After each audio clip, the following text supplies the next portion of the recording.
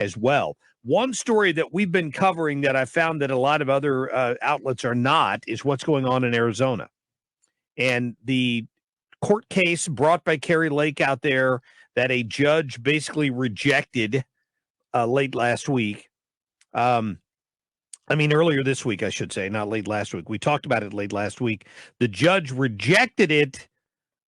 They said there wasn't enough evidence to overturn it. She's going to appeal that. But then Katie Hobbs came back and tried to, bury a stake in the heart of anybody that would ever challenge an election. Sean Themea joining us this morning, Chief of Staff at Young Americans for Liberty. Good to have him back. Sean, how are you? Mark, great to be here. Happy early New Year. Happy belated Christmas. Same to you. And we're glad to have you on this morning. I saw the headline. I was off the last couple of days, but I saw the headline about Katie Hobbs going back and trying to attack Kari Lake's attempt to challenge these election results. They tried to already label her an election denier and all this stuff. This seemed to be an attempt to scare anybody away from ever challenging an election result again.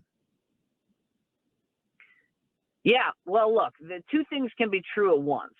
Is that voter fraud happens and people who are in power will do anything to rig a system to keep power, whether it's electoral politics or corporations. Politics is the adjudication of power. So it's not a conspiracy theory to think someone could mess with the results.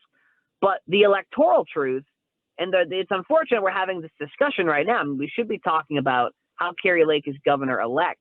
But I think the reason that we're not having that discussion is not so much that, she was robbed out of the election by Maricopa County. I think it's more likely we're not having that discussion because she turned off too many voters by branding herself with the Trump one, with the 2020 election being rigged.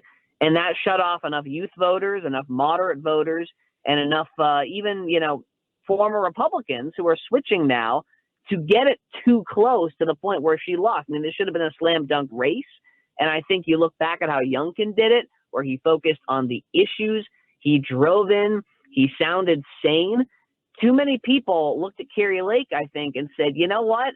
I don't believe in this big lie. I think that she should stop talking about 2020. And that was enough for them to not vote or vote for Hobbs. And I hate to bring that up. I hate to say it, but I think it's just more likely that that's the reason we're having this discussion and why she's not governor-elect than it is that Maricopa County was rigged. The Republicans got to learn from that next cycle because at the end of the day, losers don't legislate. No. I don't disagree that bringing up the past constantly is not the best idea. But what the challenge we have here is that our judicial system, just like in 2020, they shy away from controversies like this. In many challenges to the 2020 election, the judges never even listened to the evidence. They dismissed it because of standing and other excuses because they didn't want to be the judge that overturned an election. I want to play this soundbite from Richard Barris last week during the Kari Lake trial talking about his issues with what happened to Maricopa County. I think it's important to this Katie Hobbs challenge. Listen. Mr. Olson, in my professional opinion, and some of this is not opinion, we know the vote totals in these areas that we're talking about. We know what the margins were.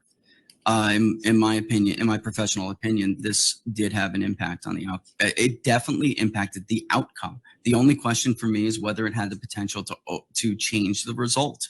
And in my opinion, in my professional opinion, I believe it did have that. It was substantial enough to change the leaderboard. So that was a guy named Richard Barris, who was one of the people testifying for Kari Lake in that trial. What Katie Hobbs did was try to sue her to penalize her for daring to question it, and it sounds like the judge didn't allow that. Yeah, and I think that that's fair. I mean, you can't just go in and punish people for asking questions, which is why I think they only said that Kari had to pay about $33,000 in legal fees instead of what Hobbs wanted, which was $800,000, which would have been punitive and insane. And I agree with you on the fact that there's not enough judges out there with courage. There's a lot of judges who are more caught up in the system than they are in the truth. And that's why it took so long, on another note, for that one judge to stand up and say, hey, we shouldn't have a federal mask mandate because it's unconstitutional. It only took one judge, but it took way too long for that. So I agree with you there. I mean, I think sunlight is the best disinfectant. And given the circumstances, I mean, Kari should bring every challenge forward. But looking ahead, I mean, whether it was Kari, Don Bolduc, Tudor Dixon, Blake Masters, all who are great candidates, you know, they all had the chance to win or blow out their races. And I think that they ended up blowing it by just talking too much about the past and not too much about the future. Yeah, it'd be interesting to hear Kari Lake's reaction to that, because I have a feeling I know what she had to say about it. Hey, Sean Themea, I appreciate your time. How can people find out more about Young Americans for Liberty? Absolutely. YALiberty.org. We're on Twitter. We're on Instagram. We're on Facebook. We're everywhere, reaching college students and getting them politically engaged. Very good. Sean Themea, we appreciate your time this morning.